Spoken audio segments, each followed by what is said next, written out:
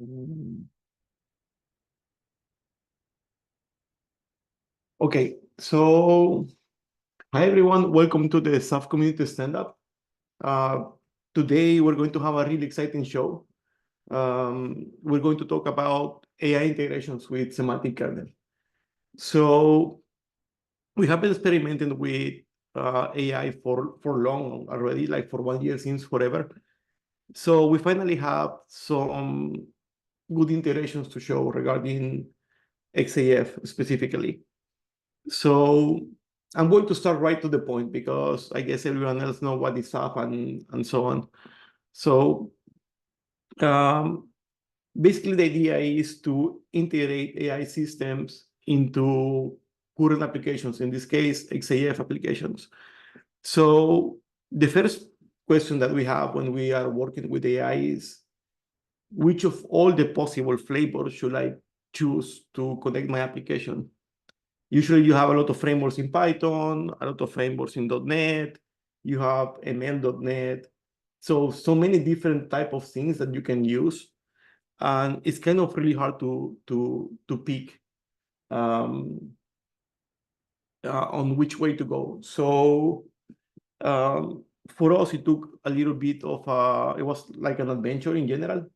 We started using LangChain, which is a framework for Python, and there is a version for .NET that allows you to concatenate services and basically build these AI type of agents. But we are always on the Microsoft side in this case, so we prefer like native frameworks for .NET. So this is what we found so far. In this case, we are using Semantic Kernel from Microsoft. This is an experimental framework. So a lot of these things have warnings when you compile them. You have to turn off those like pragma warnings in general.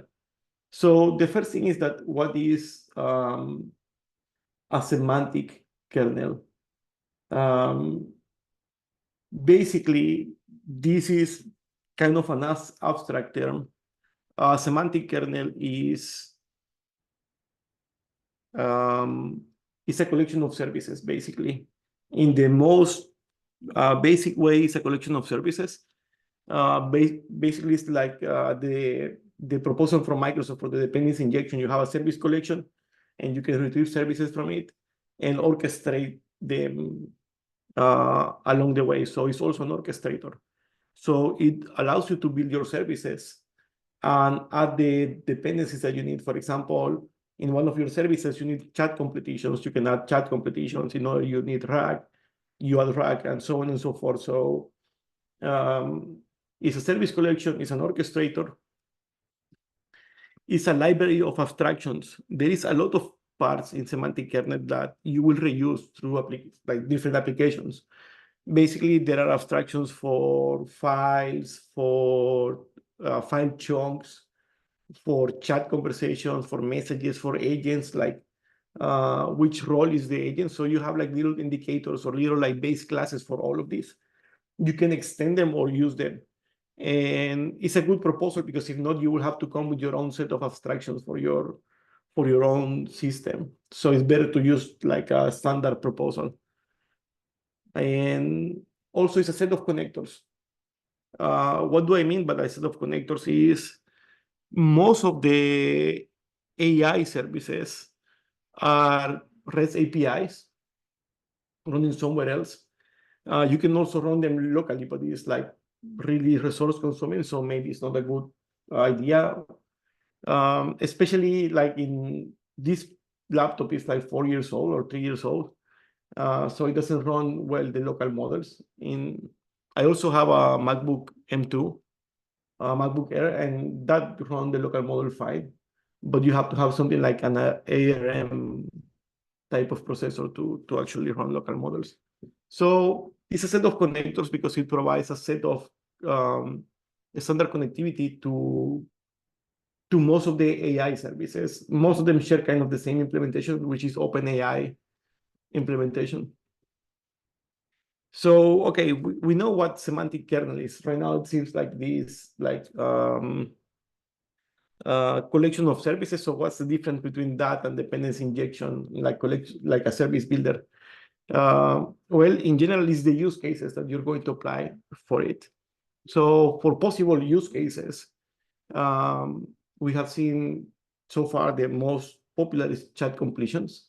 There is no better way to interact with an AI than with a chat. You can also do it programmatically through JSON, but like chat completions are the most common use case scenario. Then you have RAG, which is retrieval augmented generation, which is I give you a possible set of answers, and from those set of answers, you answer me something. You don't come up with an original answer in general. You just answer based on your knowledge base. So really interesting use case. This is the next one what we're going to do. Right now we have worked with chat completions the most. So maybe a RAG example will be like, we will make it during this month for maybe next month's stand-up. I think this will be a recurring subject on all the meetups in general. Okay, so, this is new for me. Okay, so we're back to the PowerPoint, and let's see, the last use case is semantic memory. You have some cases where you can do semantic memory.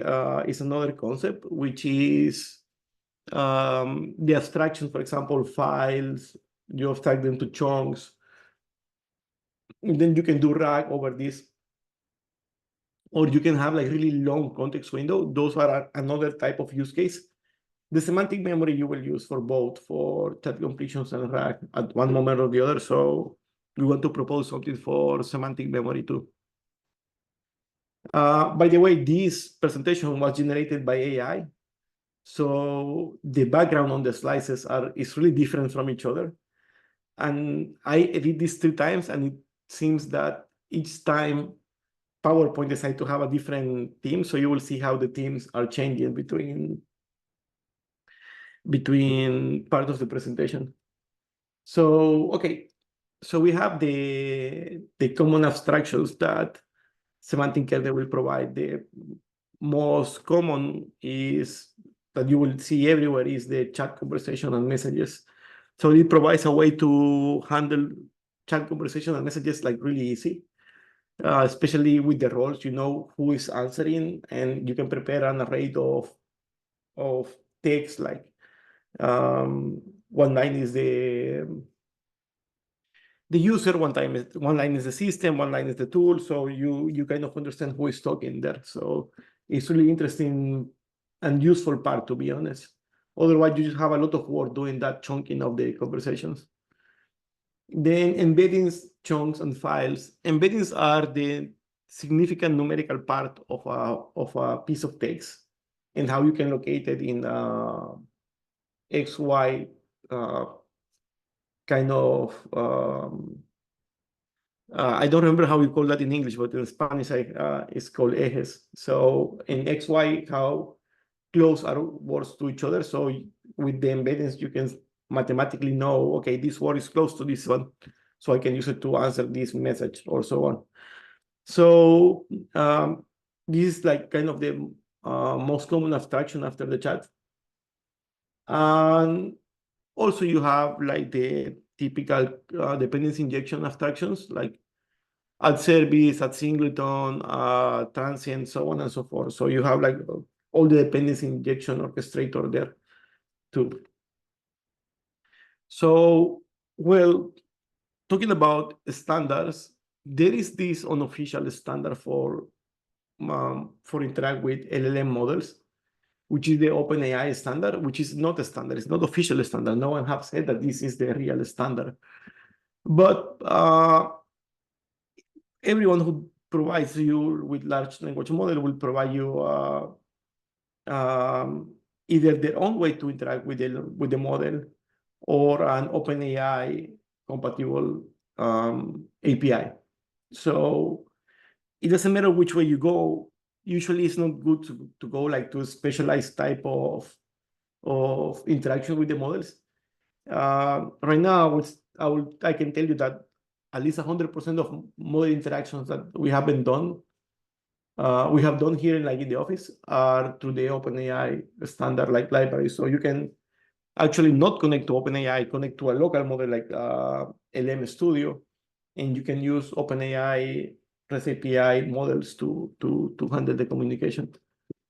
So most vendors have an OpenAI compatible interface. In those vendors, I can tell like Olama, for example, or LM Studio.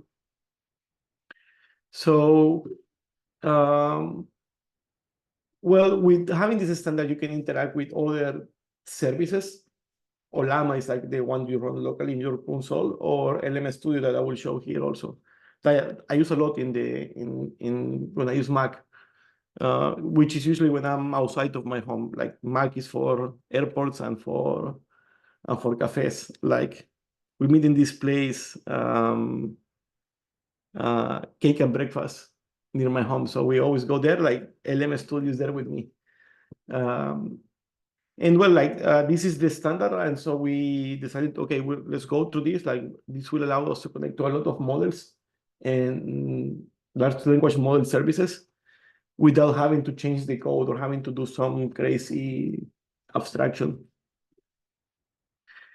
And well, here I want to show you the semantic kernel flow, and then I will show it in code. So first you create a service builder or an orchestrator. Then you inject your plugins. Then you set the model settings.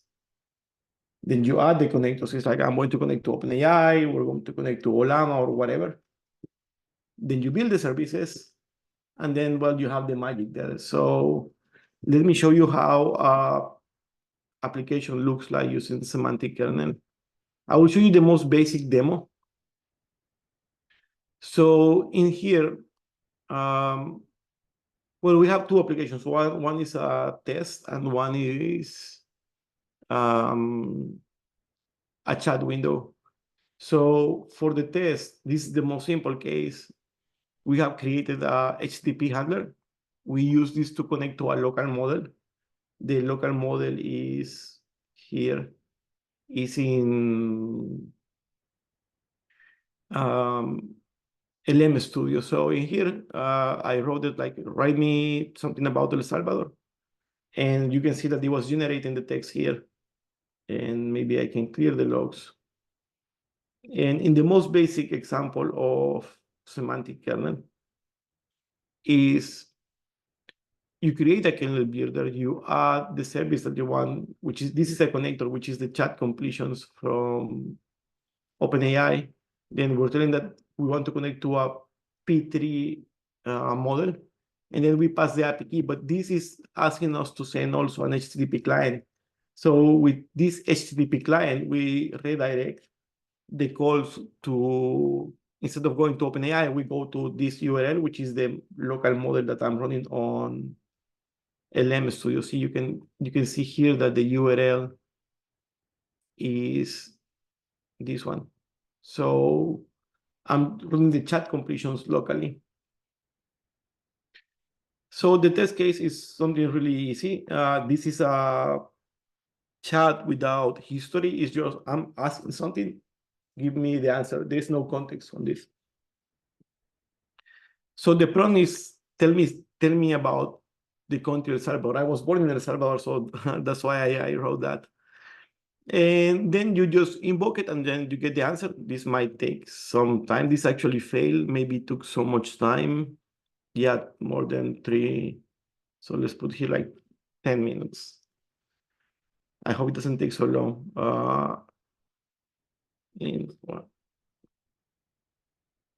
Let's make it smaller, because in the Windows machine, this takes forever. This computer is old. I bought it in like 2018, even though it has like 64 RAMs of memory, 64 gigabytes of RAM, 64 gigabytes of memory. Yeah. I don't have like a big GPU to load the model. So let's run this. This is the most simplistic case. And you can see when we start interacting with the LM Studio, like with the OpenAI compatible API from from LMS Studio.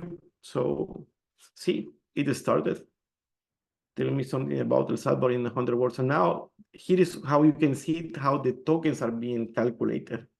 So you can see, this is the streaming. You can see how the answer is getting bigger, bigger, bigger, bigger, bigger, until I guess we reach the 100 words. This will take some time. So, and maybe even fail because like the HTTP client has like a timeout, which we put 10 minutes now. So I don't know how long it will take for this to generate accumulated tokens. See, these are tokens, not words, but something around, you use 2 words per token in Spanish. So when we reach around 200, this is going to stop. In the meantime, the kernel is just waiting for the answer.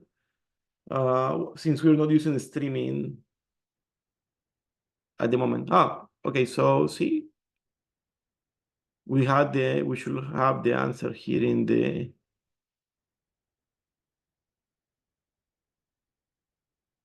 this console. This should be yeah, we will not see this in here because this is the debug console. But in the end, we can check it here. Let's see. Quick watch. So it generated the answer.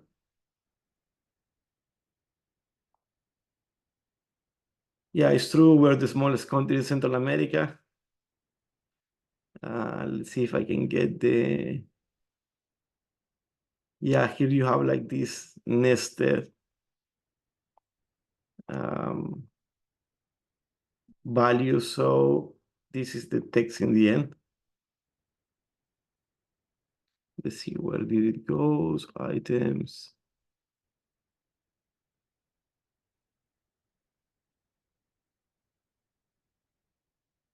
Okay, so this is the answer. El Salvador, officially known as Republic of El Salvador, is the smallest and most densely populated country in Central America. Well, that's true. Between Guatemala and Honduras, it spans like, 21,000 square kilometers. So you see how big we are. Okay, so this is the flow that you have to use when you use semantic kernel normally. This is the most basic case. In a more complex case, you have you add the memory and then you add the loop for the chat, which is this code. Exactly, this is how you make a chat in a console application. So you kind of need to have really this handy if you're going to be working with semantic kernel, because you will do this hundreds of times. So going back to the presentation, and I always forget how to go exactly to the last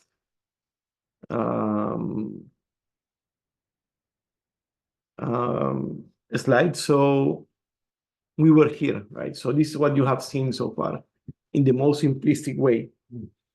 So what I show you was the console example. And now it's time for the real life problem for .NET developers. So this requires a lot of trial and error to do those kernels, to do the setup, the configuration. I mean, you saw the minimal configuration, but it can get really large. So basically a lot of boilerplate coding for no reason. You must recompile every time and then you run your model again, and see that can take time.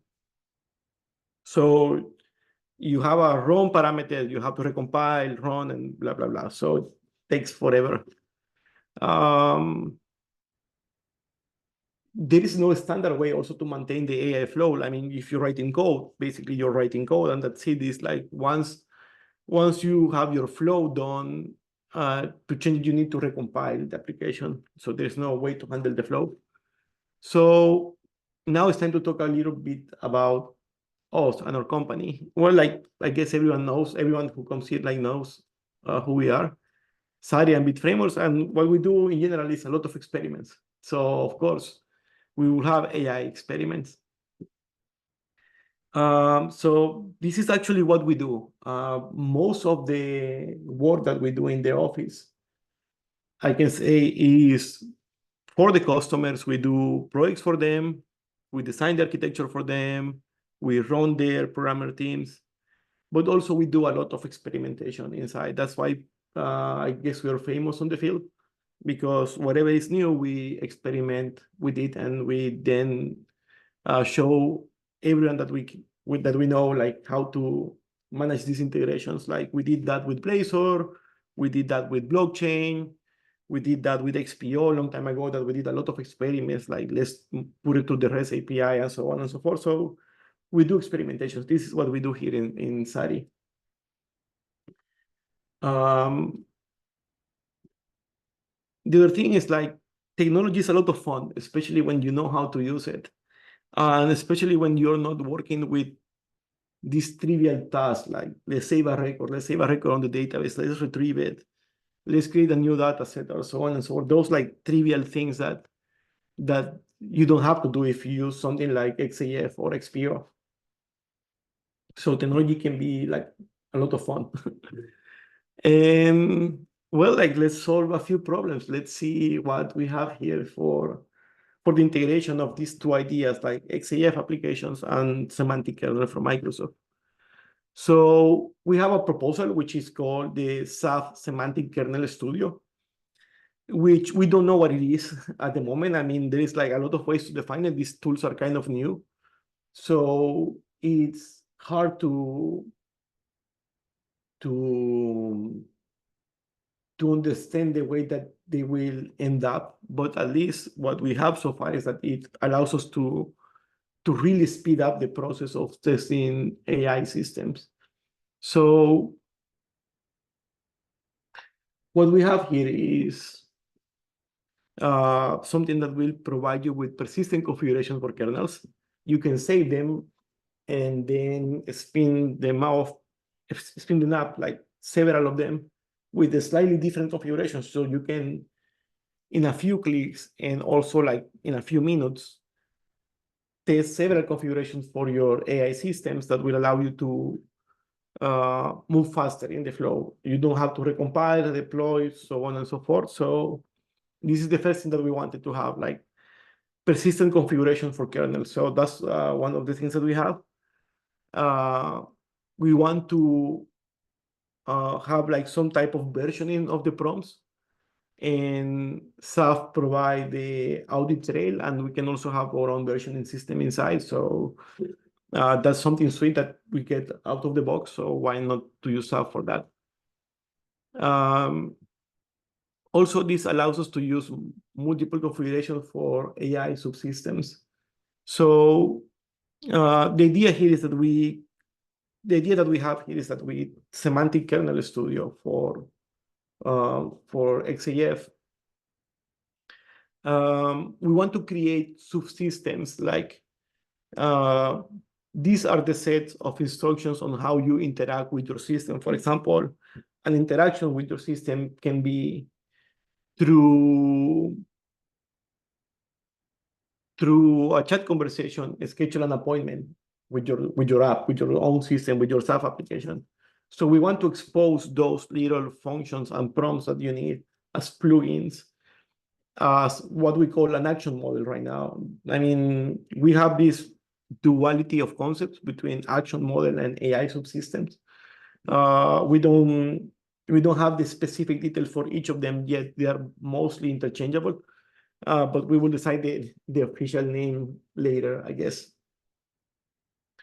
So let's see. What else do we have here? This is the most important thing for me, is like we provide a way to test your AI tools. Who have not done a AI demo, who has like this prompt that it works most of the time, but it can go crazy. So and then you change it a little bit, and then you don't know what's the difference between this version and the old version. So you have this slightly different functionality. So it's better to have like a standard way to test this and make sure that everything is fine. And also, since we're using XAF for free, we have Windows UI, Blazor UI, and API.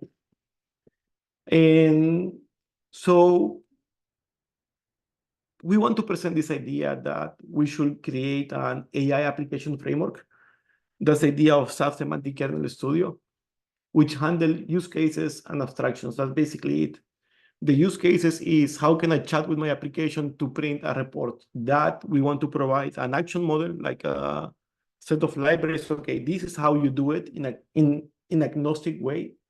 Also, XAF is really nice for this idea of abstractions because XAF itself is an abstraction. You have the object space provider and all the connectivity to the data that is split with interfaces for Entity Framework and for XPO. So basically here we can say, okay, this is how you create an appointment. You have the I event, which is an interface that represents an event for both subsystems, XPO and Entity Framework. So we want to create the use cases, encapsulate them in action models, and then release them for other people to implement the underlying logic. Like, okay, here is the logic of finding an appointment implemented in your own abstraction, like Entity Framework or XPO or whatever. So the goals of the framework that we are proposing is to handle multiple kernel configurations and allow to spin up like kernels at runtime without having to recompile, and quality assurance, barrel test your configurations on runtime. You don't have to go back to the studio to do this. And why XAF is perfect for this type of prototyping? First is fast development. You have the idea, you can like just write a few classes and you are good to go. Then is super easy to add extra functionality to our product, to the idea of SAF Semantic Kernel Studio. We have like validations, for example. If the model name is empty, you cannot run the kernel. You cannot build the kernel. So you can do little things like that out of the box with XAF, and it takes 1 second. So we did the abstractions first for testing. We did an TDD design. And then we put them in the UI, and then we check them with XAF to see how it was working. So it was like a nice, like, iteration. And XAF provide a standard way to test with end-to-end test, and also with all the variations of integration tests and unit tests and easy tests. So it's really good as like, I mean, tool to build this type of prototypes. So this I will talk about this later, maybe. I think this was the last slide, but I will come back to that later. I want to move to the technical demo right now. So what we have so far is here. This is what we call the SAF Semantic Kernel Studio. This is an active development, so a lot of things are changing name. And at least not having a stable behavior right now. I don't know how we're going to release this. Maybe it will be an internal tool. Maybe it will be a SAF module. So who knows? Everything started with the end-to-end test. We created some code. We did everything like on code, and so far so good. So we decided to do something like with the UI so everyone can see. So here is the Semantic Kernel Studio. I'm going to show the Windows version, even though both Blazor SAF also works the same and the API also works the same. So this is the kind of a really neat example. Javier's supposed to do one of the most complex example while I was showing like everything else.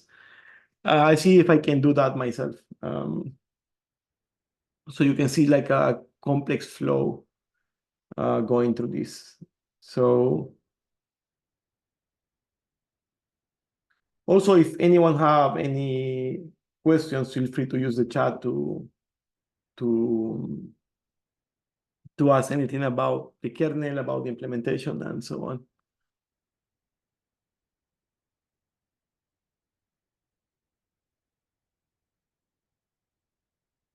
Okay, it's taking forever, but I guess it's because maybe I should actually eject this.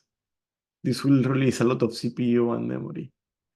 Let's close this one and let's log in here.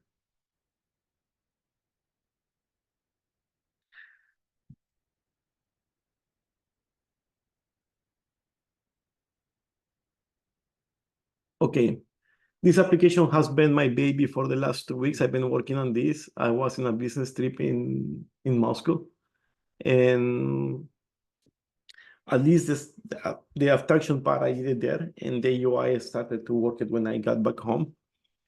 So the original idea was to handle Telegram bots. We still have that, but right now it's not implemented. We did it in a separate prototype, so we can spin up Telegram bots from this application. So let's go to the first part that you need. So in here, basically, this is a XAF application with almost every module implemented. And we did it that way because we wanted to create the action models to say like, okay, these are the prompts that you use to print a report from XAF. This is the code that you use to schedule an appointment from XAF, and so on and so forth, right? So we needed all the modules to have all the functionality available, so we can develop the action model, or the AI subsystem, as we call it. Okay, so we started from the first part. Is we have models. That's the most basic part. So in here we have registered. This happens on the startup, like on the Dev updater. The names of the models and the possible max token window. So, for example, all the tests that we have been doing are with GPT-4 Omni, which is kind of really cheap. So it's really good to use this model. It's the newest one and the cheapest one. And also you have other models for text embedding. You have models for sound. You have DALL-E also. So they work with the different mechanics. That's why you don't see the max token here. Usually we use GPT-4. Then you have prompts. So here in the updater, we're creating prompts. So the most simple prompt that we have is this one, city information. So let's take a look at this one. So here we say basically that we're going to provide information about the cities, only that the cities that are listed in this prompt, nothing else. So it cannot get creative. And this prompt only has information for New York City. So far we have models and prompts, right? I guess some better looking version will have the rich text editor here, but to the large language model, we only pass plain text. So whatever we add extra, it will be removed. But maybe I will make this like,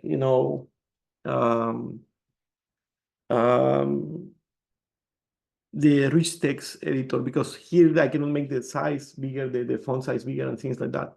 And also see the shape, it looks a little bit ugly, but it works, so no problem with that. So we have this section. Then this other section is, we have the kernel. So we have semantic kernels here. We have one kernel. And the kernel has like a reference to a key, the model that is using, the temperature. So the temperature can be how random is the completions. It can be more or less created depending on these parameters, so you can adjust that in runtime. The same goes for top P. Then you have the penalty presence if it's repeating itself, the frequency penalty also. If it starts repeating itself, you can tell, okay, like, no, be more creative and rewrite. The response format, which in this case is text, the max token for the whole conversation. This is really short right now because we're doing tests, but it should be like 20,000 at least. And then also this is the most important, one of the most important settings is the tool call behavior. If you have that check, it means that the infrastructure of semantic kernel will decide when to do the invocation for a plugin. So also beside these kernel settings, we have kernel plugins. So right now we only have this kernel plugin. This is a semantic plugin, which means that it's created by a prompt. So in here you have the configuration and the prompt. So the configuration is, this is a language, you have to translate it, this is the input variable, so on and so forth. And you just write translate the input into output. So this is a really easy semantic plugin. You can do it through prompts. And we have also native plugins, which is plugins which evoke .NET code. So for this one, we have created a few of them. Oh, well, I'm going to actually maybe delete the database because everything seems duplicated. So in the meantime, if anyone has any question, feel free to shoot them in the chat. Yes, it is.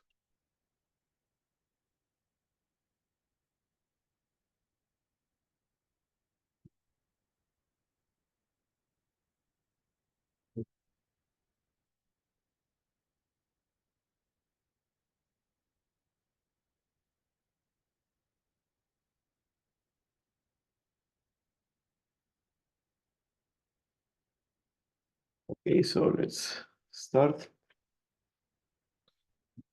So it'll be a little bit more clean. I've been doing tests, like, and it's not good to run tests before the live demos.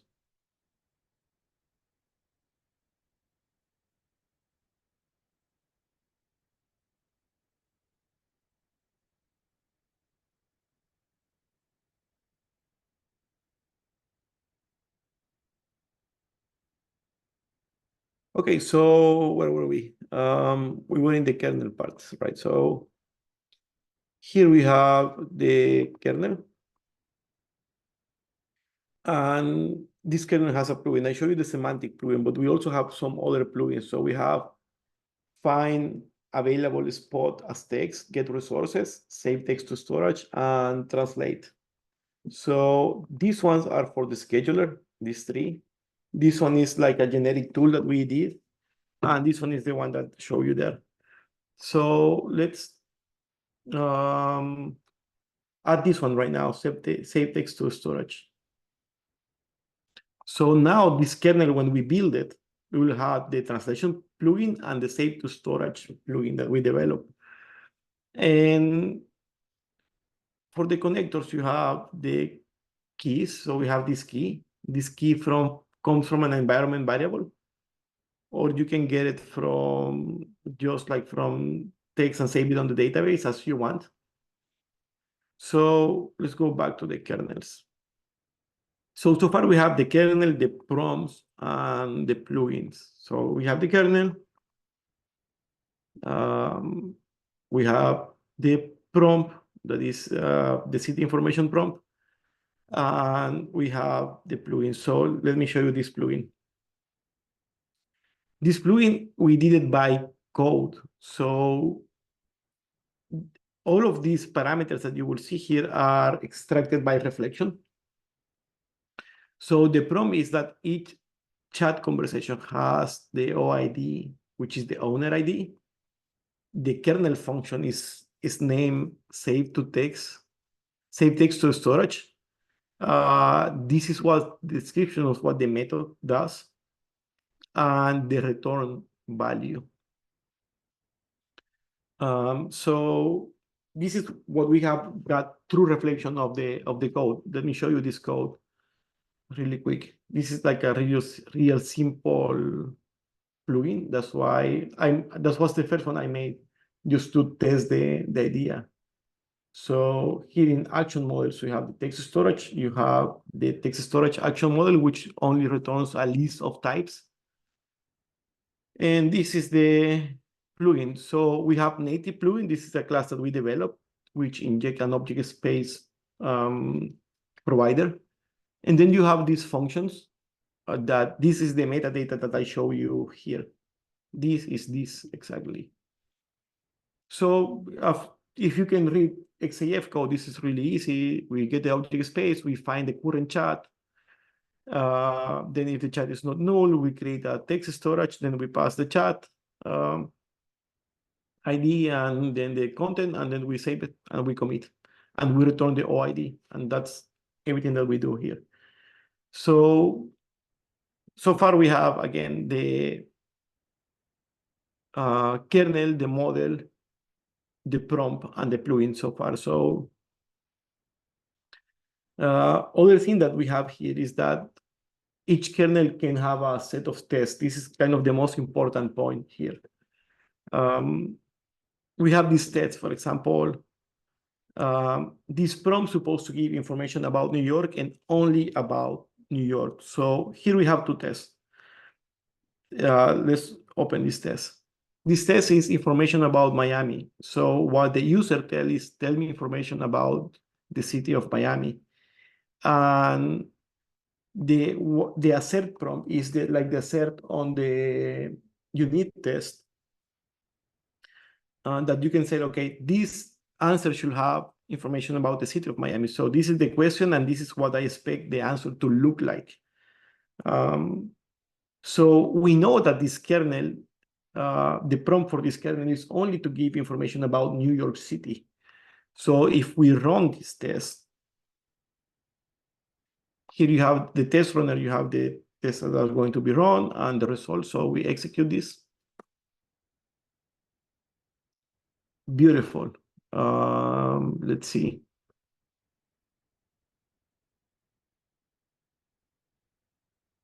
I think I'm missing something here. So let's see, what do we have? We have the prompt, we have the key. Everything seems fine. I will just remove maybe this last plugin. We have a problem because we were working on this in the afternoon, and demo effect. So let's run this. And no. What a problem. Let's see, we have this 942.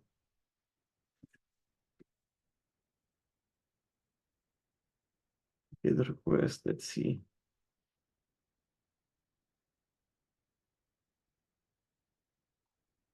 Okay, so I guess I should have gone back for this. Well, but the idea is that if you get the test result, you will see something really interesting. You will see, maybe I will show this without UI, because I have some implementation that is working. So you will see if it passed or not, which kernel was used, the chat history, which was the output of what we ask, and what is the result, the object of JSON that if the test was executed. So maybe let me, demo effect. I have no idea what that is, and I saw it this afternoon. But let's go to the test. Maybe we can do that in here, in just code. So let's see. Plugin from type, register plugins. The booking service test, like it's a shame that Javier is not here to show it, but maybe we'll do a video for that. Okay, so this test case is exactly the same that I was showing you in the UI. So here we have the two test cases. Information about New York, information about Miami. So let's go here till we build the kernel with the kernel factory. And then we have two answers, one for New York and one for Miami. So let's see what happened. Let's run this in code. I guess I was doing something on the UI that broke it. So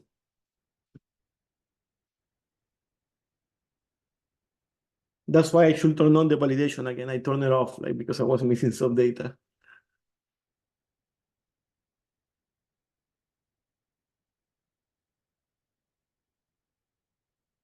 So let's wait for this to run. We don't need all of this.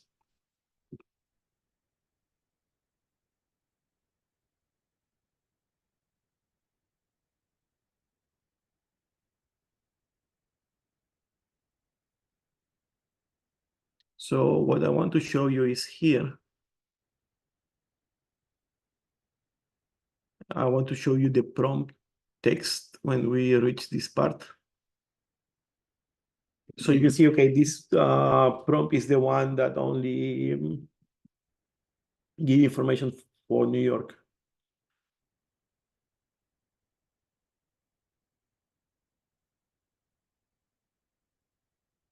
And of course, demo effect, this is taking forever. Okay, it's building. Okay, there we go.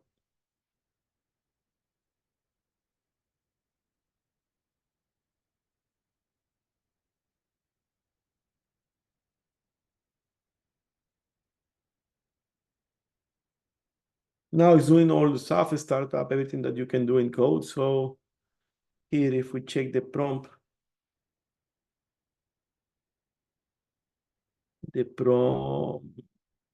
text is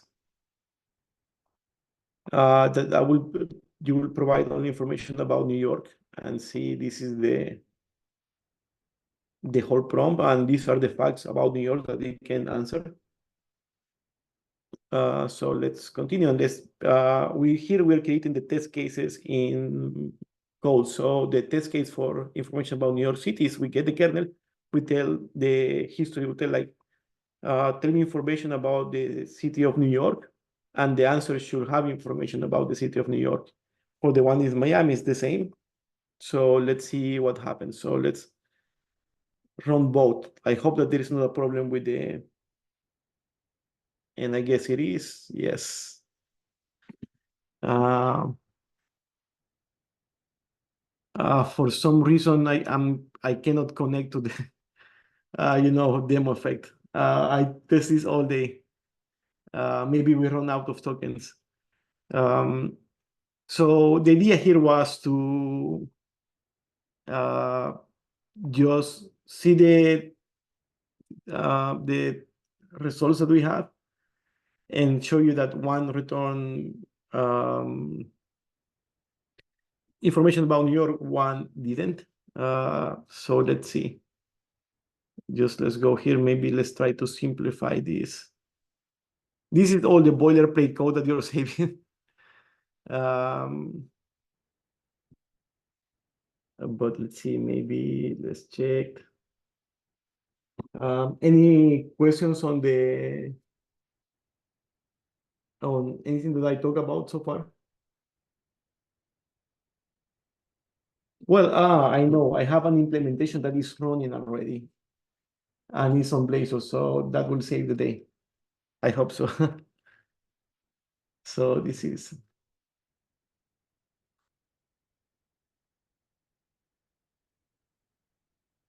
Let's see, maybe the online version was freeze like 2 days ago. So I can show you there the.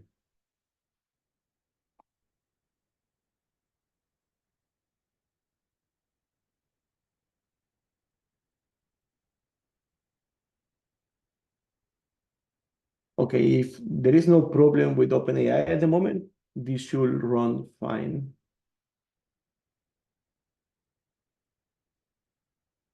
So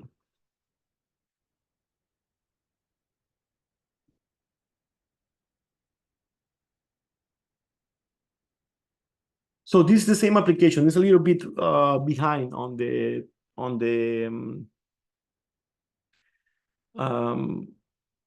on the development, because this is like 2 days ago, and we have been working on this like nonstop. So it's the same. You have the semantic kernels.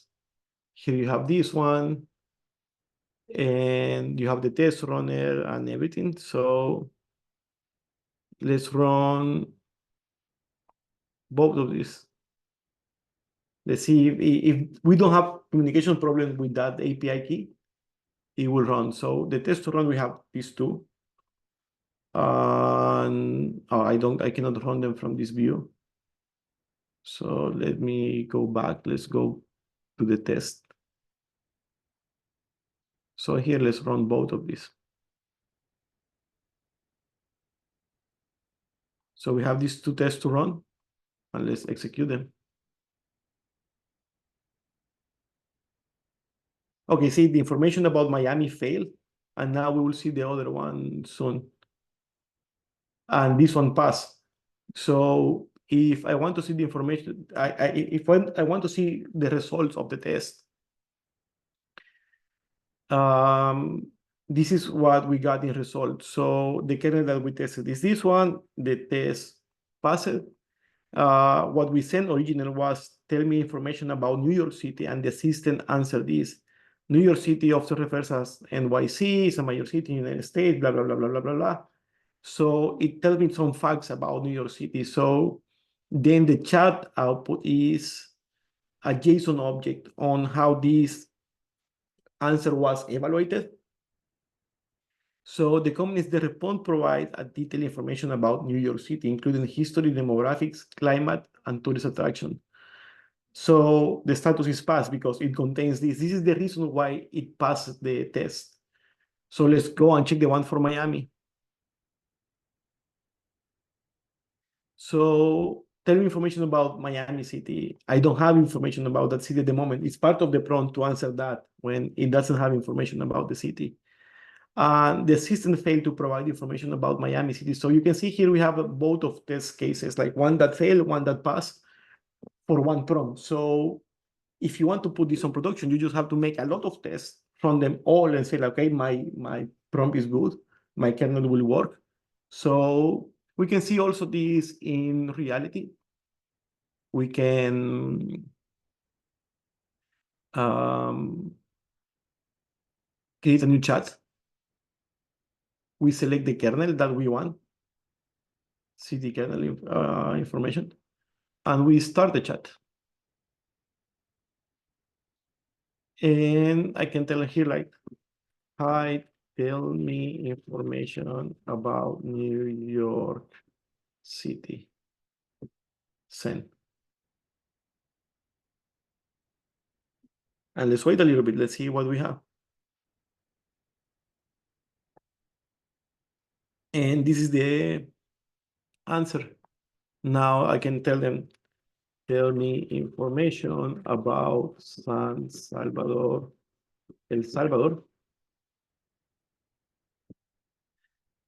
And I don't have information about that moment, that city at the moment. So see, it's like the prompting is, the prompt already works with the settings that we put, and it accomplishes what we want, and it's behaving as the test that we did.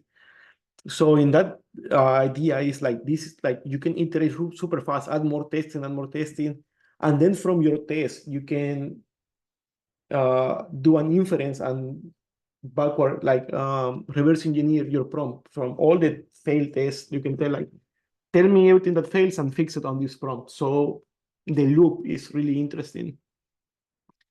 Okay, so let's save this chat. Let's stop it. So let's go back to the kernel.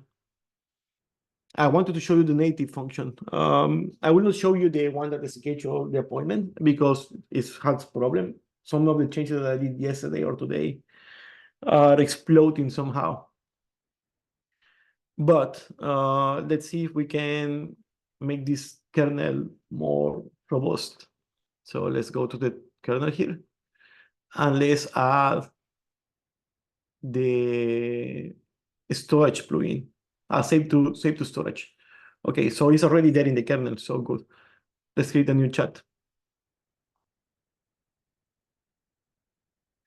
We pick the kernel.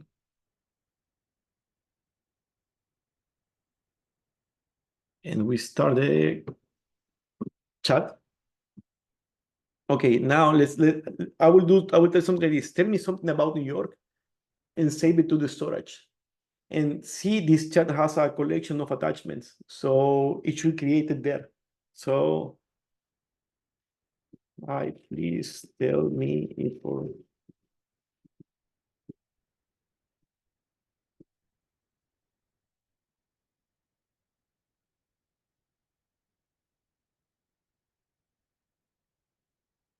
Okay, so see, it makes sense. Like, give information about New York City and save it to the storage.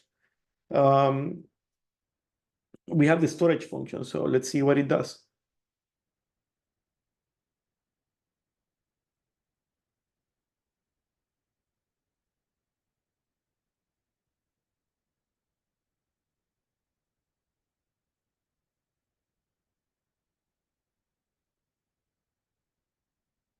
Okay, let's see. It seems that we have an error with we have an exception invoking that function, so it's also not working on this one. Well, I could not show you the native plugins, but let's see, maybe it created it created here the record. So something is, I broke something like yesterday or today. So this is what it wrote. See, like, this is the context of the of the conversation. I tell it, tell me about New York and write it in the storage. So here to this chat, it added this storage. So you can do that many times.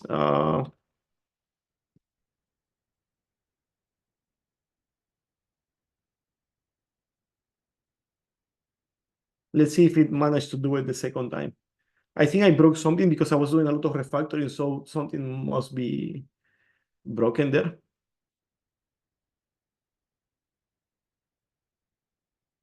Ooh, tool exception again. So, but if we link, I guess we have two records now.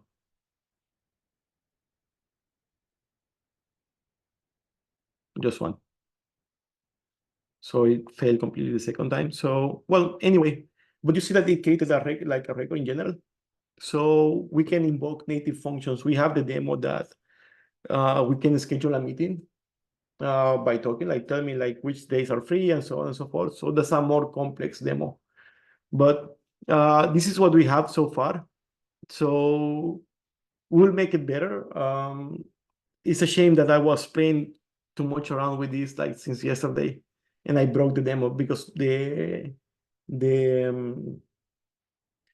appointment scheduling is really nice. But anyway, that's all the time that we have for today. I hope that you like the technical demonstration. And just going back to the PowerPoint, XAF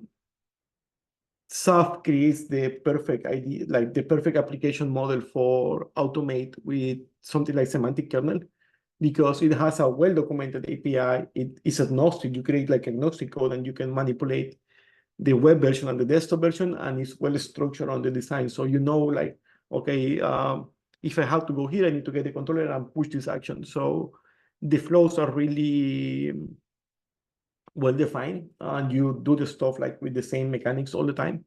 So that's why XAF make perfect sense to make subsystems like AI subsystems. Um, well, that's everything for today. I guess we will continue updating the demos, and you know the demo effect. Like this is really new. So at least you were able to see how it works and how the tests were working. And well, I guess see you next time.